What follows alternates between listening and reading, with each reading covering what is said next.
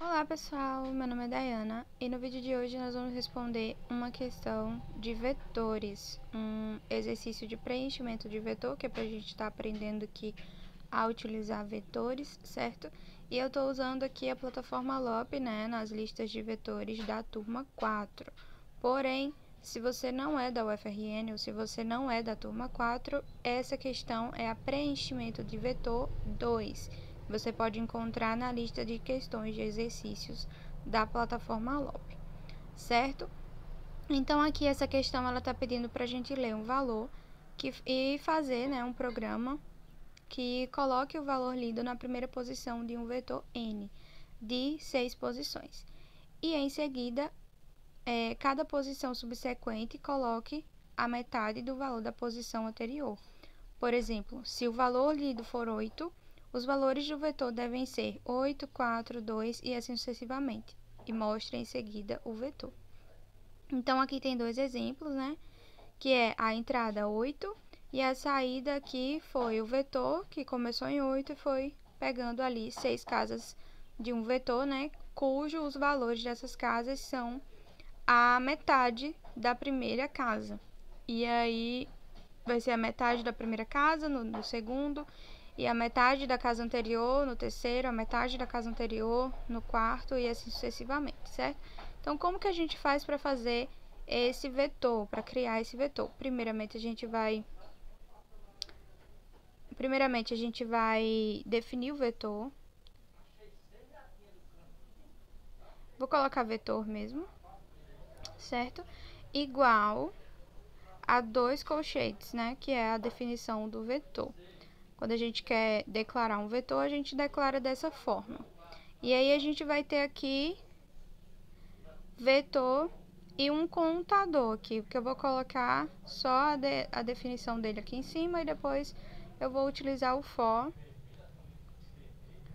que vai ser o contador, que é i, né, que eu chamei de i, igual a 0, i menor que 6, porque eu tenho um vetor de 6 posições, certo? Então, eu vou colocar aqui i menor que 6. Aí você pergunta, Dai, eu posso colocar aqui esse contador iniciando em 1 e indo até 6, igual a 6? Não, porque o vetor, a primeira posição dele começa em 0. Então, para você começar e iniciar aquele valor que foi lido na posição 0 do vetor, para isso a gente precisa começar aqui em 0 para reutilizar, né, esse contador, além de contar 6 posições, é a gente utilizar para definir as posições do vetor, certo? Então, a gente tem duas funções nesse contador, que é iniciar, né, contar, fazer a repetição e utilizar para definir a posição do vetor. Então, aqui a gente vai colocar i++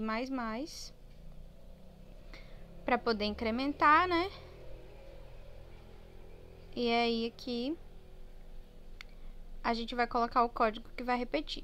Qual o código que vai repetir? Bom, a gente vai ler um valor, né? E depois que a gente ler esse valor, a primeira casa do vetor é esse valor. Então, aqui, antes de começar a repetição, eu vou ler o número. Então, aqui, var_num é igual a parse...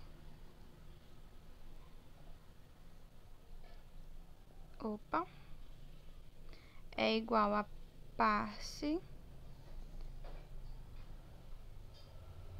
botar parse float, porque eu não sei se o número que o usuário vai digitar vai ser inteiro, acho que não falou aqui na questão. Receba um valor, leia um valor, né? Não está dizendo se é inteiro ou se é real, então aqui eu vou ler um número real, certo? E aqui eu vou colocar o prompt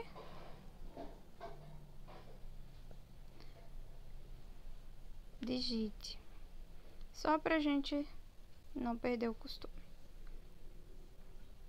Ok. Aí, antes de começar a repetição novamente, aqui embaixo eu vou colocar que o vetor, na posição, para a gente dizer qual é a posição, a gente coloca o colchete e a posição dentro dos colchetes, é igual ao valor lido, certo? Então, aqui a gente tem que o vetor é igual ao valor lido. que é num, na posição 0, certo? Então, aqui a gente já definiu a posição 0. Logo, a partir daqui, a gente pode utilizar aqui o contador iniciando em 1. Por quê? Porque a gente já definiu quem é a posição 0.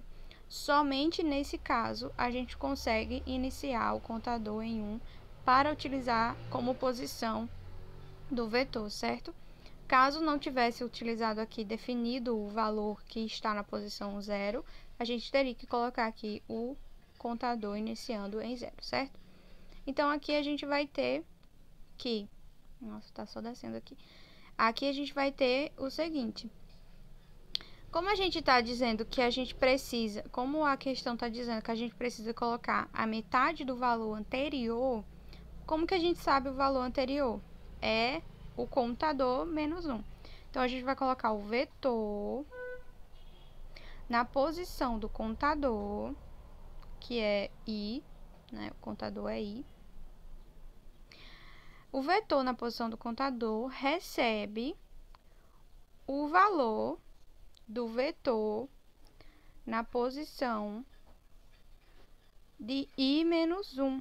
Quem é i menos 1? É a posição anterior, certo? Então, se o i valer 2, i menos 1 é 1. Se o i vale 1, i menos 1 é 0, certo? Então, aqui a gente vai fazer isso. Dividido por 2, porque a gente quer que pegue a metade do valor anterior. Então, na casa anterior tem, por exemplo, na casa 0... Nossa, tá subindo direto. Na casa 0 aqui, tem o valor que a gente recebeu do usuário. E aí, a gente quer que na casa 1, quando iniciar a repetição, a gente tenha a metade do valor que está armazenado na casa 0. E aí, quando for subindo o contador de 1, 2, 3, 4, até 6, não, até 5, né? A gente vai ter que calcular a posição anterior. Então, para saber a posição anterior, a gente coloca aqui i menos 1. Certo? Então, agora, a gente, finalizando essa repetição, vai ter armazenado no vetor em seguida das posições da metade do valor anterior, né? E agora a gente mostra o vetor. Então, tem algumas formas de mostrar o vetor. Se você quiser mostrar, deixa eu ver aqui como que está mostrando na saída. Nesse caso aqui, que está mostrando com a vírgula, né? Com a separação por vírgula, a gente só precisa mostrar o vetor com alert sem colocar os colchetes. Então, aqui a gente coloca alert e o nome do vetor, certo? Que eu defini como vetor. Porém, se você precisar separar por espaço, você vai ter que fazer um for para mostrar esses valores separados por espaço, certo? Então, você vai ter que percorrer todo o seu vetor e aí você vai mostrar esses valores separados por espaço. Mas como aqui na questão está pedindo para separar por vírgula, a gente mostra somente o vetor aqui dentro do alert, certo? Então, eu vou submeter aqui para a gente ver como que vai aparecer, se vai dar certo. Ó, apareceu as carinhas verdes. Quem nunca utilizou a plataforma Lopi deve estar estranhando, né? Porque nos outros vídeos eu estou utilizando o Repli ou o js.do, que não tem esses testes aqui programados, né? Então, a plataforma Lopi, ela tem essa funcionalidade, porque ela foi feita realmente para avaliar o código. E aí, aqui, ela vai dar testes específicos para ver se o seu programa está executando da forma como deveria. E aí, as carinhas verdes vai dizer que você acertou, que você fez um programa que atende a todos os testes que estão sendo testados aqui. E se aparecer uma carinha vermelha, pode ser algum errinho que pode estar aparecendo na sua saída, não necessariamente é um erro no código, na lógica do código, certo? Aí vocês verifiquem sempre a saída do programa, que é essa daqui, com relação à saída esperada. Então, a saída do programa, do seu programa, é a saída que você colocou lá no seu programa, e a saída esperada é essa. Então, se tiver tudo igual, vai aparecer a carinha verde, se não, vai aparecer a carinha vermelha, e aí você vai ver como que vai consertar. Certo? Então, o vídeo de hoje é esse. Espero muito que vocês tenham gostado. Se vocês gostaram, clica em gostei pra mim, se inscreve no canal e compartilha para que esse conteúdo chegue a mais pessoas. Certo? Eu vejo vocês no próximo vídeo. Tchau, tchau!